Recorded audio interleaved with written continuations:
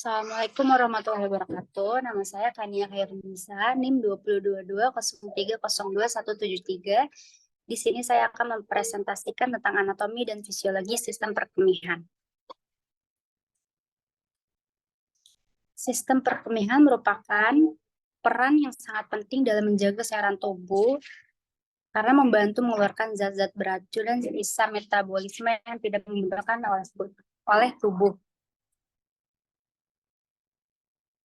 Selanjutnya ada anatomi perempuan dan laki-laki. Sistem perkemihan terdiri dari 2 ginjal, 2 ureter, 1 vesika urinaria, 1 uretra. Lanjut. 4 organ penting dalam sistem perurinan ada ginjal, kantung kemih, ureter, dan uretra. Pertama, ginjal untuk menyaring darah serta membuat urin yang akan dikeluarkan tubuh. Sebagian besar mempunyai 2 pasang ginjal, letaknya masing-masing berada di sisi belakang perut, yaitu tepat di bawah tulang rusuk. Kantong kemih berbentuk segitiga yang terbuat dari otot, mempunyai rongga dan bentuk seperti balon. Kantong kemih ini akan mengembang saat sudah terisi dan menampung hingga 2 cangkir urin dalam tubuh. Ureter, 2 tabung tipis yang berada di dalam panggul, fungsinya adalah untuk membawa urin dari ginjal ke kantong kemih.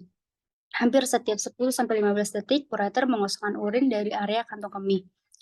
Dan selanjutnya, terakhir ada uretra, tabung yang membawa urin dari kantong kemih keluar dari tubuh. Proses pembentukan urin akan berakhir di lubang ke luar tubuh, seperti melalui organ penis pada pria, serta uretra wanita terjadi pada vagina. Proses pembentukan urin ada filtrasi, reabsorpsi, sekresi, kumpulan urin, dan penyimpanan. Pertama ada filtrasi, darah mengalir melalui glomerulus di ginjal, di mana cairan darah seperti air, garam, glukosa, dan produk limbah disaring. Lalu selanjutnya ada reabsorpsi, urin primer bergerak ke tubulus ginjal, di mana nutrisi penting, air, dan elektrolit yang masih dibutuhkan oleh tubuh diserap kembali ke dalam aliran darah. Selanjutnya sekresi, beberapa zat tambahan seperti ion, hidrogen, dan kalium disekresikan dalam aliran darah ke dalam urin di tubulus untuk menjaga keseimbangan pH. Lalu kumpulan urin yang telah melalui tahap reabsorpsi dan sekresi dikumpulkan di pelvis ginjal, kemudian dialihkan di ureter. Dan terakhir ada penyimpanan. Penyimpanan ureter membawa urin dari ginjal ke kantong kemih, di mana urin disimpan sementara sebelum dikeluarkan dari tubuh melalui uretra saat proses buang air kecil. Ini ada daftar pustakanya. Sekian dari presentasi tentang urin dari saya. Wassalamualaikum warahmatullahi wabarakatuh.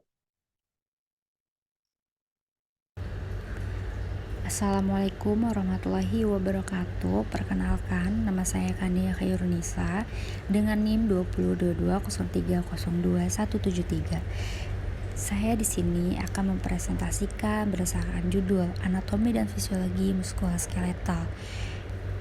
Nah, yang pertama kita akan membahas komponen utama dari sistem muskuloskeletal.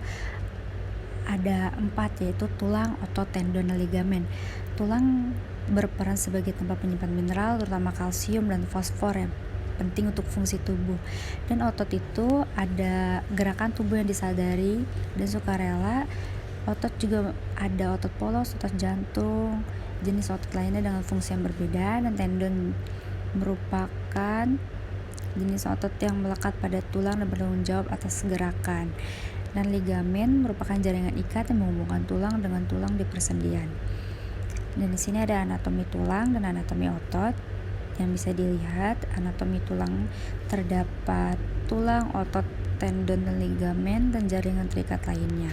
Sistem ini juga berperan penting dan memberikan tukang struktural, kemudian gerakan tubuh, dan melindungi organ internal. Berbeda dengan otot, kalau otot terdiri dari serasa yang dapat berkontraksi, dan dia bisa melebar kembali dengan cara mengubah panjangnya. Gerakan yang dihasilkan juga otot sangat penting dan mobilitas tubuh seperti berjalan, berlari, mengangkat benda, dan bahkan berbicara seperti ini juga bisa dialami oleh anatomi otot. Dan di sini ada jenis-jenis tulang yang terbagi menjadi 4, yaitu tulang panjang yang terdapat di tulang lengan atas humerus, dan tulang paha femur, dan tulang kering tibia.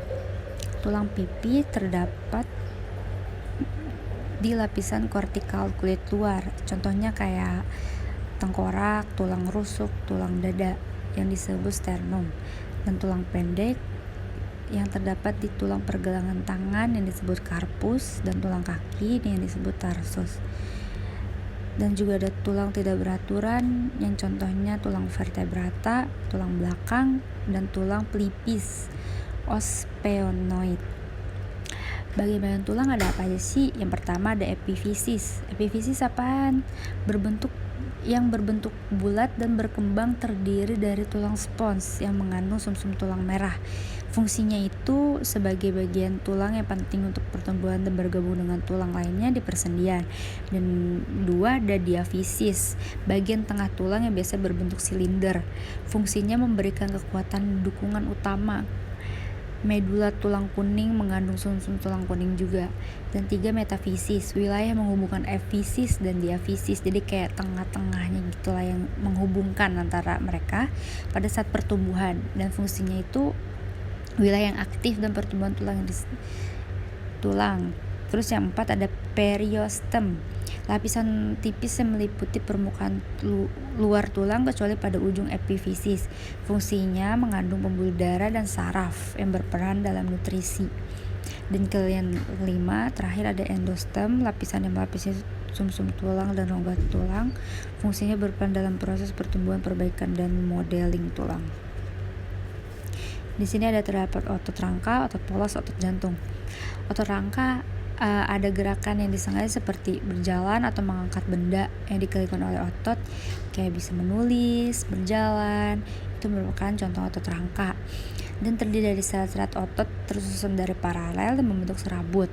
Kalau otot polos ditemukan dalam organ-organ seperti lambung, usus, saluran darah, dan kantung kemih. Merupakan organ dalam dan memiliki penampilan halus dan tidak terlihat seperti serat. Dan bedanya otot jantung berbeda dengan lain. Otot jantung terdapat di jantung dan berkontraksi secara otonom dan berirama untuk memompa darah ke seluruh tubuh. Di sini ada tendon dan ligamen. Tendon tuh jenis jaringan ikat yang menghubungkan otot dengan tulang, kayak tengah-tengahnya gitu ya, tengah-tengah otot dan tulang. Nah, fungsinya ini tuh mentransfer gaya kontraksi otot ke tulang dan memiliki struktur kuat dan fleksibel. Tendon Achilles namanya itu tendon Achilles yang menghubungkan otot betis dan tulang tumit kemungkinan kita untuk berjalan. Dan ligamen ini jaringan ikat yang menghubungkan tulang dengan tulang di persendian. Kayak fungsinya itu mentransfer gaya kontraksi otot ke tulang, kemungkinan gerakan tubuh yang terkoordinasi, memberikan stabilitas dan membatasi gerakan tertentu di sendi, dan bantu mencegah gerakan berlebihan dan dapat menyebabkan cedera dan merusak sendi. Ini ada beberapa daftar pustaka yang saya temukan. Mungkin itu saja presentasi tentang muskuloskeletal yang bisa saya sampaikan. Apabila ada perkataan yang salah, mohon dimaafkan. Wassalamualaikum warahmatullahi wabarakatuh. Assalamualaikum warahmatullahi wabarakatuh. Perkenalkan, nama saya Kania Khairunisa dengan NIM 202203021173. Saya di sini akan mempresentasikan berdasarkan judul, yaitu anatomi dan fisiologi sistem endokrin. Apa sih itu sistem endokrin? Ya tentu saja endokrin merupakan kelenjar yang menghasilkan dan melepaskan hormon ke dalam aliran darah. Hormon ini berfungsi sebagai zat kimia pengatur dan mengirimkan sinyal. Dan kelenjar-kelenjar endokrin ini tidak memiliki saluran khusus untuk mengeluarkan hormon, kemudian berinteraksi dengan reseptor yang sesuai di berbagai organ dan jaringan target, mengatur berbagai proses seperti metabolisme, pertumbuhan, reproduksi, respons stres, dan banyak lagi. Sangat menarik kan endokrin. Dan lalu di sini ada kelenjar endokrin utama. Ada hipotalamus yang mengatur kelenjar pituitari dengan melepaskan hormon. Lanjut dari talamus ada kelenjar pituitari tentunya yang tadi dibahas di hipotalamus. Kelenjar pituitari ini tuh mengontrol sejumlah kelenjar endokrin lainnya dengan menghasilkan hormon yang merangsang atau menghambat produksi hormon. Di sini ada tiroid yang menghasilkan hormon yang mengatur metabolisme dan fungsi seluler, dan paratiroid yang mengatur kadar kalsium dalam darah. Adrenal menghasilkan hormon kortisol, epinefrin, dan norepinefrin yang melibatkan dalam respon stres dan mengatur metabolisme. Pankreas menghasilkan hormon insulin dan glukagon untuk mengatur kadar glukosa dalam darah. Ovarium menghasilkan hormon estrogen dan progesteron yang melibatkan dalam perkembangan seksual dan menstruasi yang terdapat pada perempuan, dan testis menghasilkan hormon testosteron yang mengatur perkembangan seksual dan produksi pada pria. Di sini ada regulasi hormonal. Apa sih regulasi hormonal? Regulasi hormonal ini merupakan proses kompleks di mana berbagai hormon dalam tubuh berinteraksi untuk mengatur dan menjaga keseimbangan. Tujuannya mempertahankan homeostatis, yaitu keseimbangan internal dalam tubuh agar berbagai fungsi tubuh tetap berjalan. Dan proses regulasi hormonal bisa melibatkan interaksi antara kelenjar endokrin dan menghasilkan hormon atau organ dan jaringan target. Nah, di regulasi hormonal ini terdapat dan melibatkan umpat balik positif dan umpat balik negatif. Apa sih umpat balik negatif? Umpat balik negatif ini mekanisme regulasi yang paling umum. Contohnya kayak tingkat hormon tertentu sudah mencapai ambang normal. Hormon tersebut akan memberikan sinyal dan menghentikan dan mengurangi produksi lebih. Dan kalau positif ini tuh umpan balik yang jarang terjadi ketika hormon merangsang dan memperkuat proses produksi yang lebih lanjut. Biasanya seperti kayak persalinan, terus situasi khusus itu.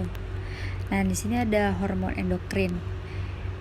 Itu ada insulin, glukagon, oksitosin, hormon pertumbuhan, tiroid, kortisol, adrenalin, estrogen dan progesteron, testosteron, melatonin. Nah, yang pertama ada insulin. Insulin itu apa sih? Hormon yang diproduksi oleh pankreas.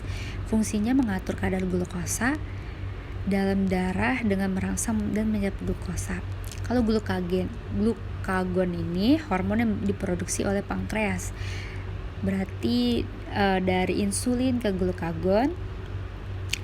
Lalu fungsinya meningkatkan kadar glukosa dalam darah. Dan oksitosin itu hormon diproduksi oleh kelenjar hipotalamus. Fungsinya merangsang kontraksi uterus selama persalinan dan merangsang aliran ASI ibu. Dan keempat ada hormon pertumbuhan, growth hormone, GH. Hormon yang diproduksi oleh kelenjar pituitari, fungsinya merangsang pertumbuhan seluruh tubuh termasuk pertumbuhan tulang, otot, serta mempengaruhi metabolisme perkembangan sel. Dan ini ada tiroid. Tiroid itu merupakan hormon diproduksi oleh kelenjar tiroid yang berada di leher biasanya. Nah, ini fungsinya mengatur tingkat metabolisme tubuh, suhu tubuh, dan pertumbuhan sel dan jaringan. Kortisol, hormon diproduksi oleh kelenjar adrenal. Fungsinya menanggapi stres dan membantu mengatur metabolisme peradangan serta mempengaruhi tingkat glukosa darah. Dan adrenalin, hormon yang diproduksi oleh kelenjar adrenalin ini fungsinya merespon situasi darurat dan stres dengan meningkatkan denyut jantung, tekanan darah, dan sumber energi seperti pusing juga termasuk. Ini ada estrogen dan progesteron. Hormon yang diproduksi oleh ovarium wanita yang biasanya fungsinya mengatur siklus menstruasi, menjaga keseimbangan hormonal, dan mempengaruhi perkembangan fitur seksual wanita. Yang biasanya suka mut-mutan nih, perempuan itu memiliki estrogen dan progesteron. Dan 9, testosteron merupakan hormon diproduksi oleh testis induk pria. Fungsinya mengatur perkembangan fitur seksual pria, produksi sperma, serta mempengaruhi massa otot dan kepadatan tulang. Yang terakhir nih ada melatonin. Melatonin merupakan hormon yang diproduksi oleh kelenjar pineal. Fungsinya mengatur ritme sirkadian tubuh dan tidur. Selanjutnya di sini ada daftar pustaka yang sudah saya cantumkan. Itu saja mungkin presentasi dari saya. Apabila ada banyak kesalahan kata, mohon dimaafkan. Wassalamualaikum warahmatullahi wabarakatuh.